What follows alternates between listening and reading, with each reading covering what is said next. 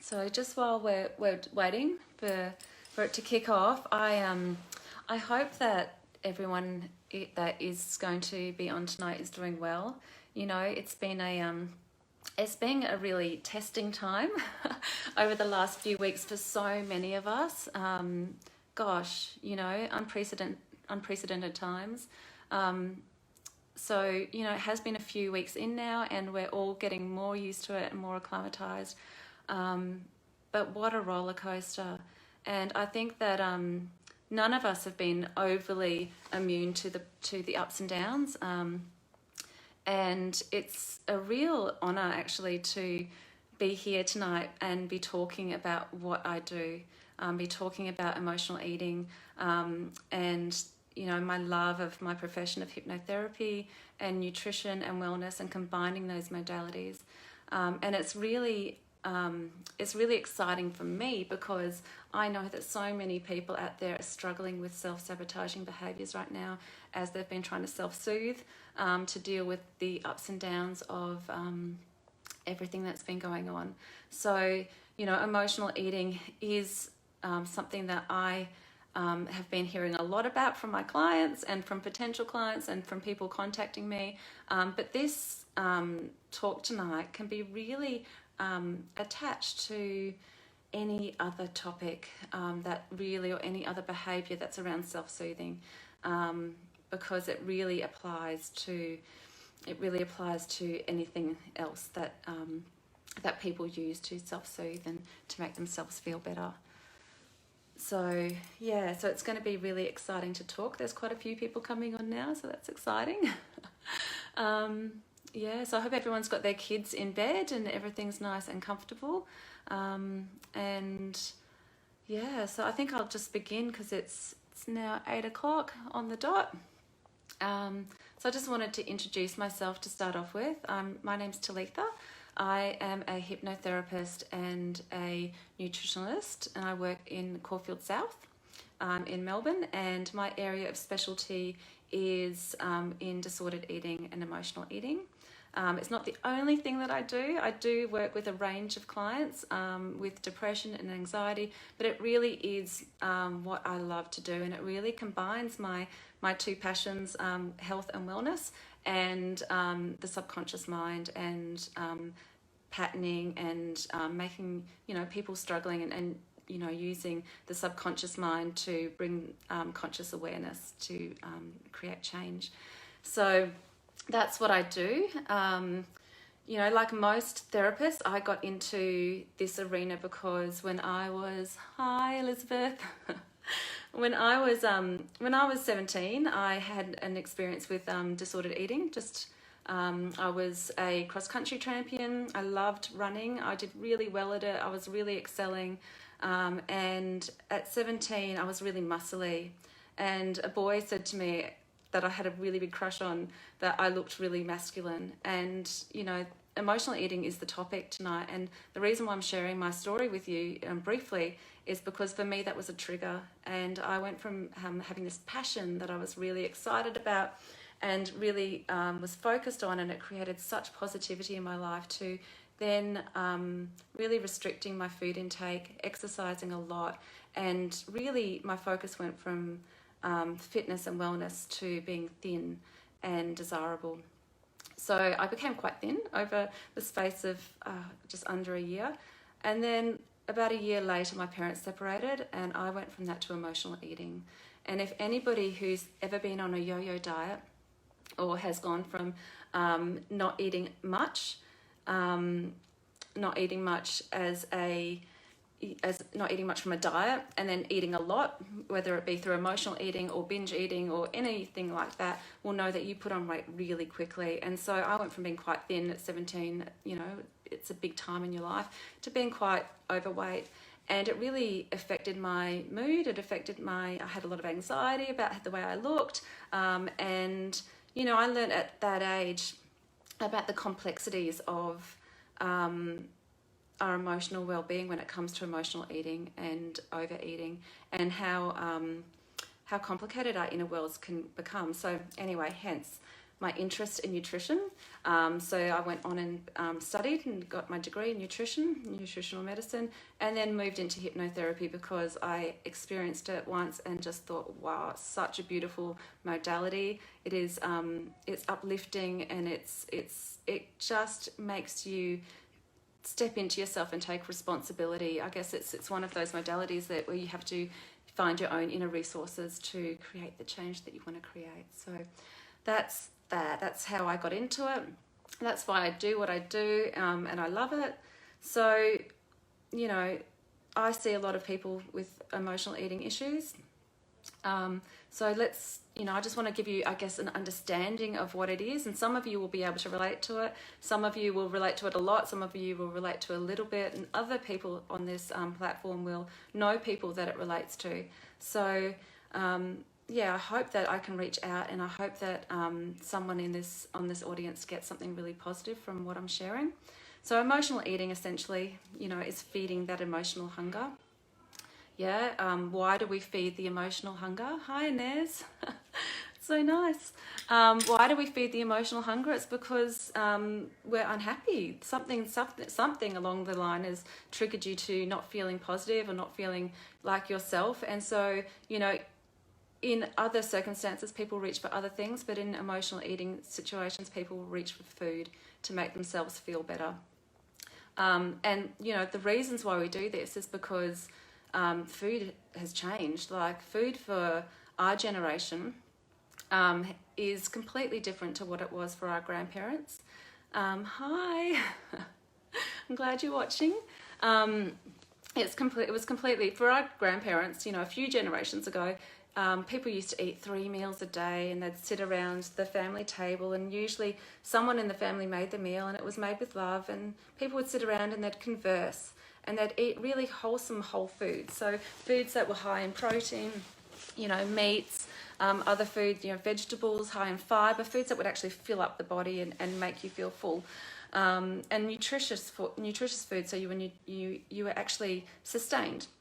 Yeah, and then as from my grandparents' generation, from my grandparents' generation onto our generation, food changed completely, and we became this high processed society where consumerism and convenience food was really pushed onto the market.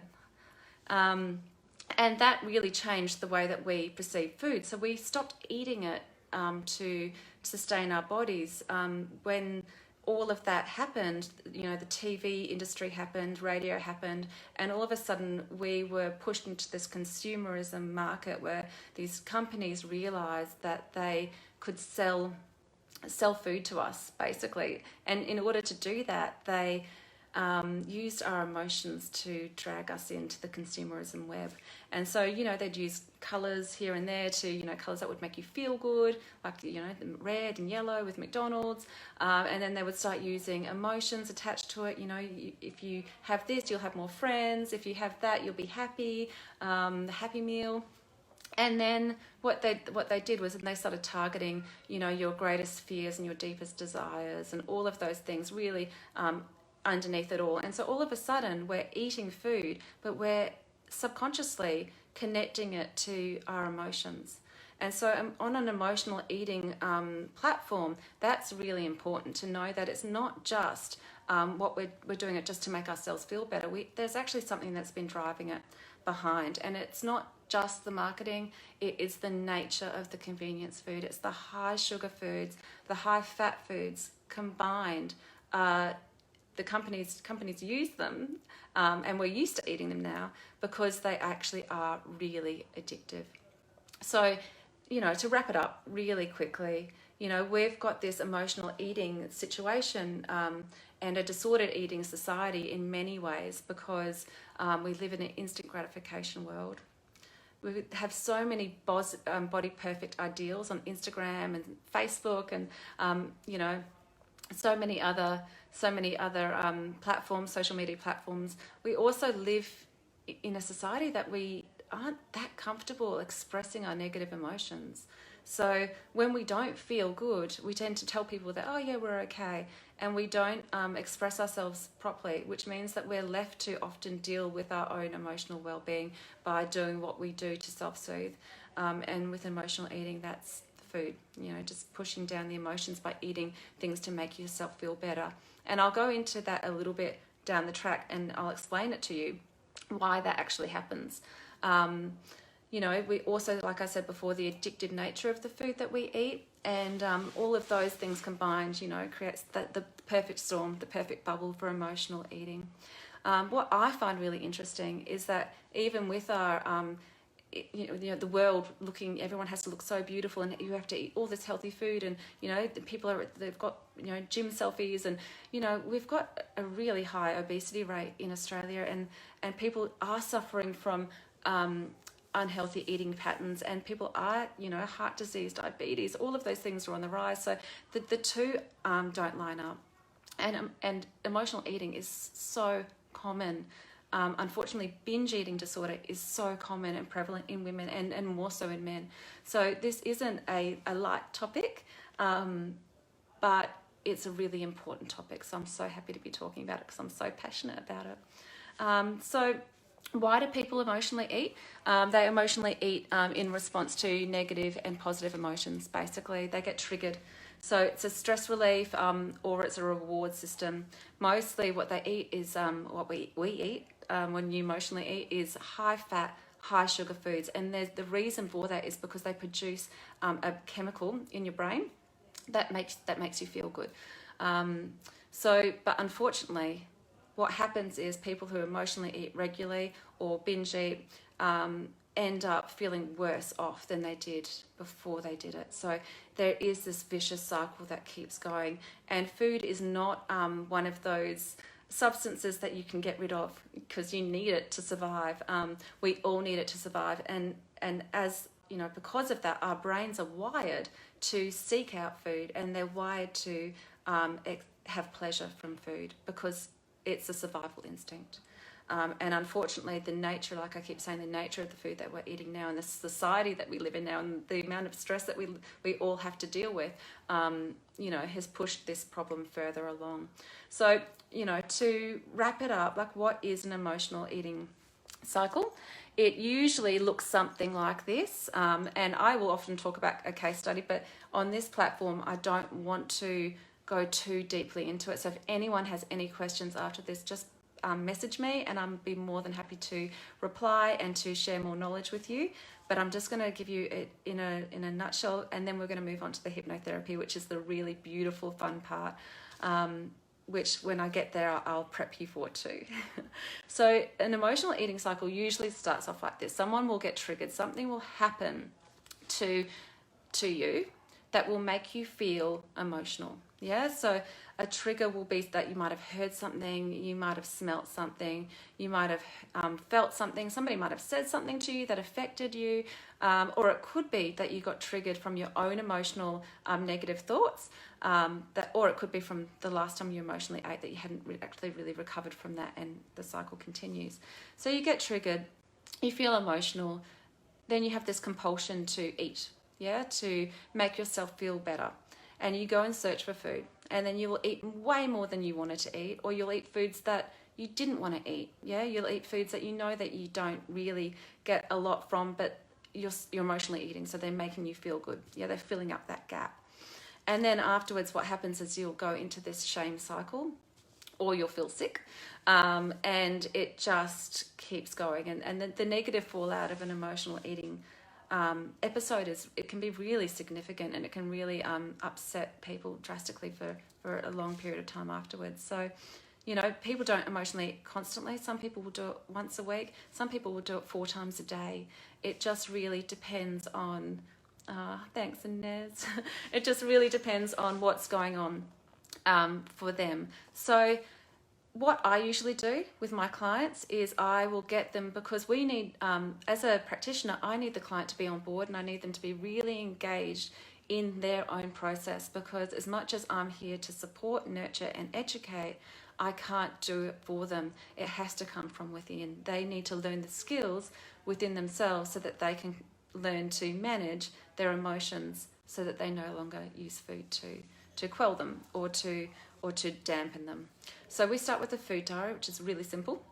I usually do it for a week or 2 weeks. And what I specifically look for is they have to do it in 4 sections. So I get them to identify their triggers. So what's triggered them, what they were thinking, yeah, afterwards, yeah, what happened, like what happened in their lives, how it made them feel, what they did when they went to the emotional eating part of it, and then how they felt afterwards.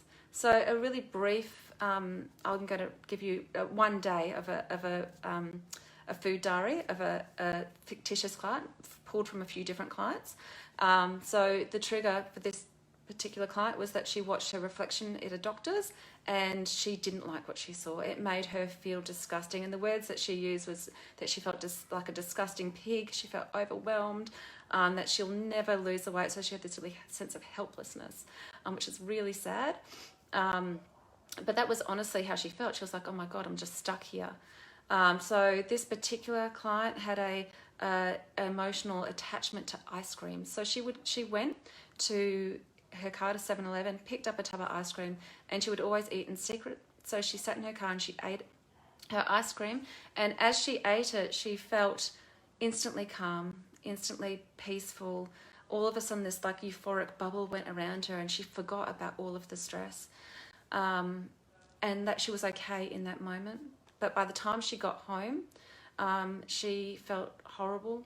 She felt disgusting. She actually called herself a fat pig. She felt sad, ashamed. And this is something that really strikes me as something that I hear repetitively, is that she instantly felt fatter. It's almost like she ate the ice cream and she felt like she just went boom. And it's something that people will commonly say, it's like an instant fatness that they get this feeling. And I guess it's just from feeling not good about themselves. So getting a client to identify their triggers is really important, because by doing that, then they can start to understand their emotional reactions, how their own psychology responds to these triggers. And unless you dive into that, you're on autopilot, and so it just keeps going. So what happens is you have emotional triggers. With emotional eating, you have positive triggers, which can be things like celebratory triggers. I've finished work, I'm so excited, there's a party. You can have negative triggers, like boredom, tired, anxious, which is a lot of what's going on for a lot of people at the moment. And you can have triggers of a really emotional nature too. So it can have all of these combined things that can actually push you into searching for food. It doesn't have to be negative and it doesn't have to be positive. It can actually be different things, and some clients will have different triggers throughout the week, but they're the triggers. So understanding the triggers is really important, because once you understand the triggers, like I said, you can start to understand the emotions. So her triggers was she saw her reflection. Her emotion was, I'm a disgusting pig, and felt really overwhelmed.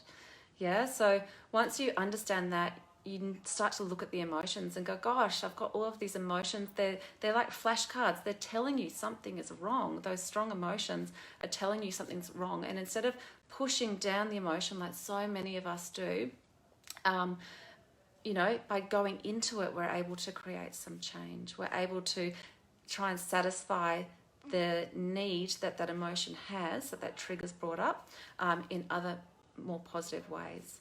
So when we go to overeat, like I said before, we're doing it as an antidote to block out distressing feelings. And these distressing feelings can be bored, tired, exhausted, grumpy, shameful, embarrassed, being really angry, having a fight with someone. It can be all of those different emotions. And when those emotions are at play, and we've been triggered first, something's happened to us, then we have all of these feelings that are within us. What happens is our nervous system will then start to take flight. And once our nervous system is engaged, we go into this flight response. And this flight response is something that creates us to feel unsafe. We start to feel unsafe. We're not relaxed, resting and digesting down there. These are simple terms that I'm using. They're not technical terms. But we become anxious. And the reason why we become anxious or unhappy is because our nervous system is actively making our body pump out cortisol and adrenaline. And cortisol and adrenaline are our stress hormones, and they do make us search out ways to make ourselves feel better. Yeah. So our brain is hardwired to feel good, and when we've got all of these stresses coming through us, this cortisol and adrenaline, our body goes, hang on a minute, this isn't the way we're meant to be. I'm going to go and search for something that's going to make me feel good. I'm going to go search for something that makes my body produce dopamine, my brain produce dopamine, which is our feel good hormone in our brain. So we have neurochemical in our brain. So we have, we start eating, and we start eating high fat, high sugar foods usually, which is our snack foods. And that makes us feel happy. Like my clients have said, they get these massive dopamine rushes and they feel really positive, and they feel great for that moment because they've got, the chemical in their brain going.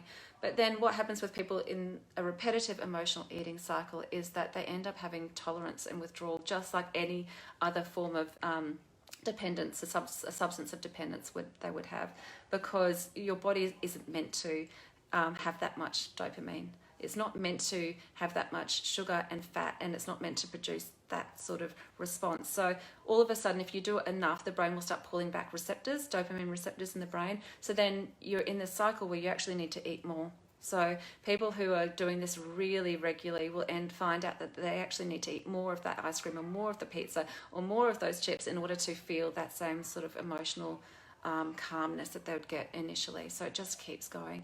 So they end up with a tolerance, I guess, to food. So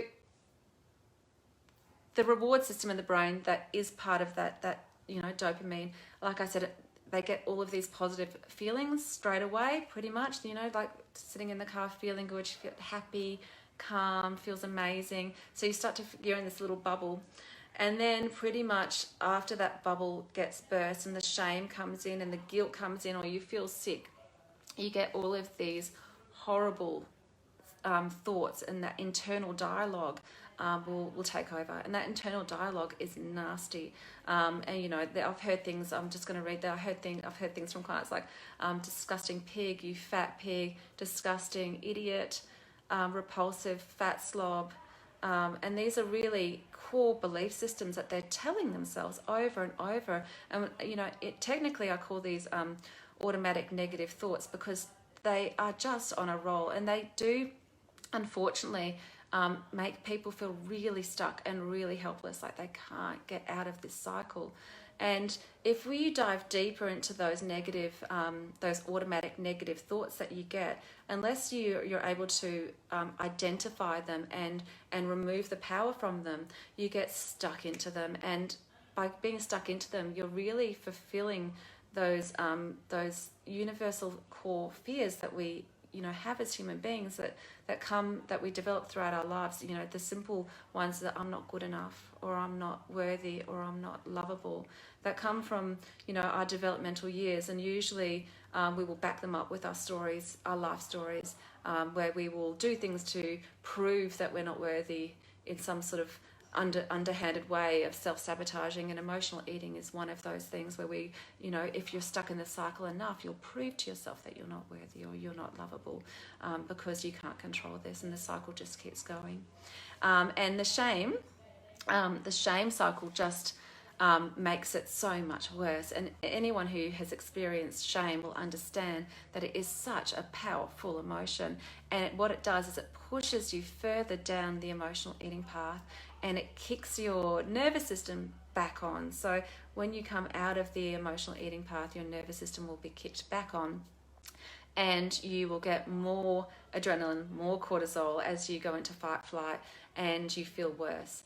Unfortunately, what happens also when you talk about weight gain and emotional eating attached to weight gain, is that our body, like our mind, has got this amazing ability to regulate itself. And so when we eat all of these high sugar, high fat foods, really high sugar in our body is actually really toxic, and it's really bad. It's very dangerous to our organs, especially our brain. And our brain is the first organ that gets glucose. And so our body goes, oh my God, there's way too much sugar in the body. I need to sort this out. So your pancreas will start pumping out insulin, really like a huge amount of insulin, which is insulin dependence, falls into this category.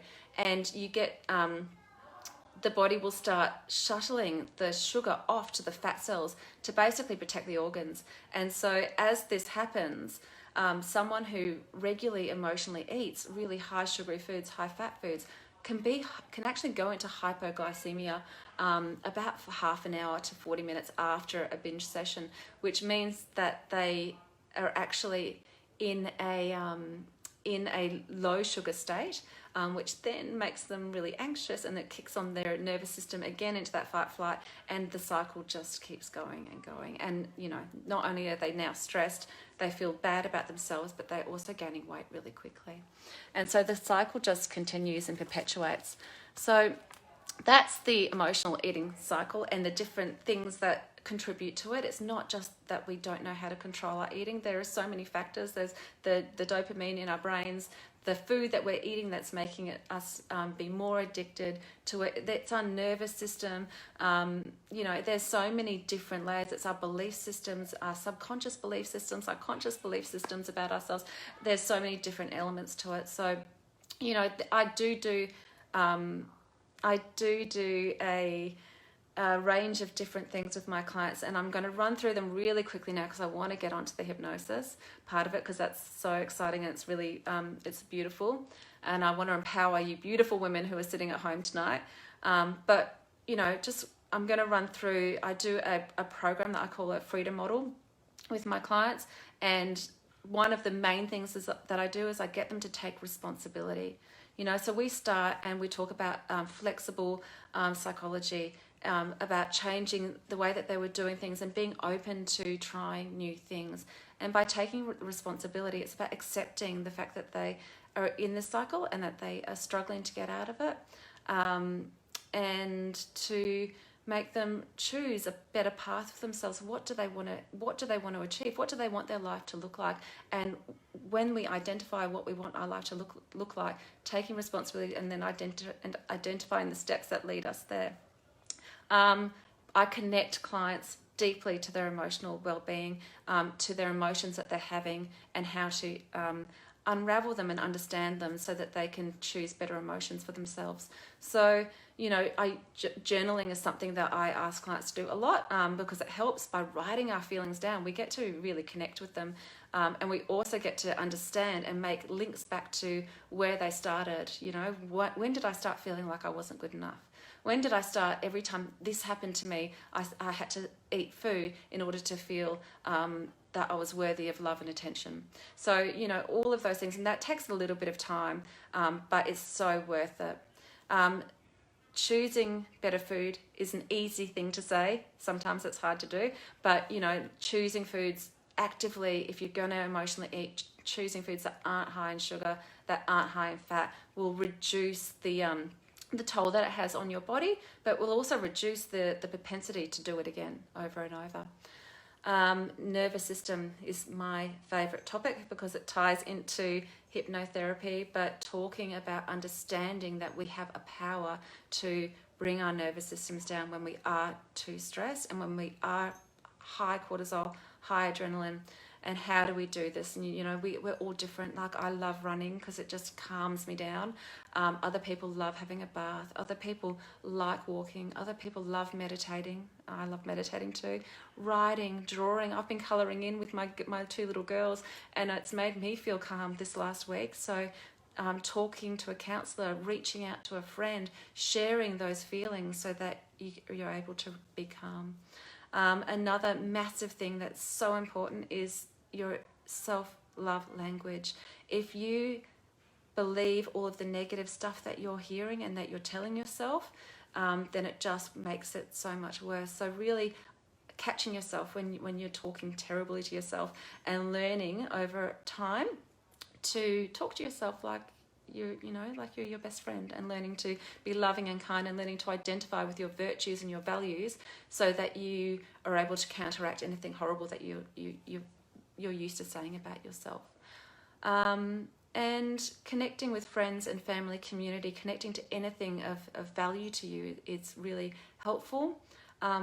But also connecting to where you want to go, and this is what I'm going to use now in the hypnotherapy, connecting to away from the emotional eating cycle, away from the person you are when you're stuck in it, to the person that you want to be, free from the cycle, away from the hardship of it, and into a new way of being where you're feeling calmer and more in control and more peaceful. So, you know, if you know where you're going in life, you're more likely to get there. So identifying that is really key, and to keeping your eye on the prize, so you know where you're going. And yeah, so there's lots of different things that I do with my clients. I could go on and on and on, but I'm not going to. I'm going to get into the hypnotherapy now. So